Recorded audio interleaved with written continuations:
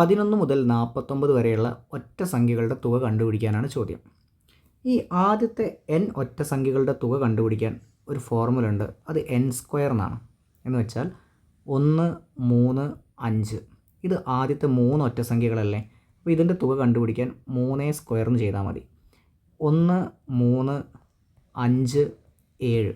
ആദ്യത്തെ 4 ഒറ്റ സംഖ്യകളല്ലേ. ഇതിൻ്റെ തുക കണ്ടുപിടിക്കാൻ 4² എന്ന് ചെയ്താൽ മതി. അപ്പോൾ അതേപോലെ ഇവിടെ നമുക്ക് വേണ്ടത് 11 മുതൽ 49 വരെയാണ്. അപ്പോൾ ശ്രദ്ധിച്ചോ, 1 മുതൽ ഞാൻ 49 വരെയുള്ള ഒറ്റ സംഖ്യകൾ എഴുതുകയാണെങ്കിൽ ഇങ്ങനെ പോലെ 1, 3, 5 പോയിട്ട് 11-ലെത്തും, 9 കഴിയും 11-ലെത്തും, പിന്നെ 11 കഴിഞ്ഞാൽ 13, അങ്ങനെ പോയിട്ട് 49 വരെ വരും. അപ്പോൾ നമുക്ക് വേണ്ടത് ആരൊക്കെയാണ്? ഈ 11 മുതൽ 49 വരെയുള്ള ആൾക്കാരുടെ തുകയാണ് നമുക്ക് വേണ്ടത്. പക്ഷേ അത് കണ്ടുപിടിക്കാൻ ഏറ്റവും എളുപ്പ വഴി നമ്മൾ ഈ 1 മുതൽ 49 വരെയുള്ള ആളുകളുടെ തുക കണ്ടുപിടിക്കുക. 1 മുതൽ 49 വരെ എത്ര ഒറ്റ സംഖ്യകളുണ്ട്? അപ്പോൾ ഇവിടെ നോക്കുക, 1, 2, 3 എന്നല്ല നമ്മൾ എഴുതി പോകുന്നത്, 1, 3, 5 എന്നാണ്. അപ്പോൾ അവിടെയുള്ള ഒറ്റ സംഖ്യകളുടെ എണ്ണം കണ്ടുപിടിക്കാൻ ഈ 49ൻ്റെ തൊട്ടടുത്ത സംഖ്യ എടുക്കുക. 49ൻ്റെ തൊട്ടടുത്ത സംഖ്യ എത്രയാണ്? 50.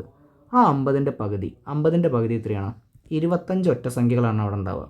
അപ്പോൾ 1 മുതൽ 49 വരെ 25 സംഖ്യകളുണ്ട്.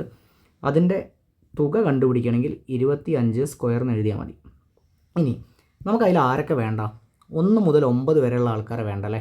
അപ്പോൾ 1 മുതൽ 9 വരെയുള്ള ആൾക്കാരെ കുറയ്ക്കണം. 1 മുതൽ 9 വരെ എത്ര സംഖ്യകളുണ്ട് നോക്കുക. ഈ ലാസ്റ്റ് സംഖ്യ 9 ആണ്. 9ൻ്റെ തൊട്ടടുത്ത സംഖ്യ 10 ആണ്. 10ൻ്റെ പകുതി കണ്ടുപിടിച്ചാൽ എണ്ണം കിട്ടും. 10ൻ്റെ പകുതി എത്രയാണ്? 5 ആണ്. അപ്പം 5² ആയി എന്നിട്ട് കുറച്ചാൽ മതി. 25ൻ്റെ സ്ക്വയർ നമുക്കറിയാം 625 ആണ്. അറിയില്ലെങ്കിൽ നമ്മൾ ഗുണിച്ച് കണ്ടുപിടിക്കണം. കുറയ്ക്കണം. 5ൻ്റെ സ്ക്വയർ 25 ആണ്. 625 നിന്ന് 25 കുറച്ച് കഴിഞ്ഞാൽ 600 എന്ന് ഉത്തരം കിട്ടും. നമ്മൾ ഓപ്ഷൻ എ ആണ് കറക്റ്റ് ആൻസർ.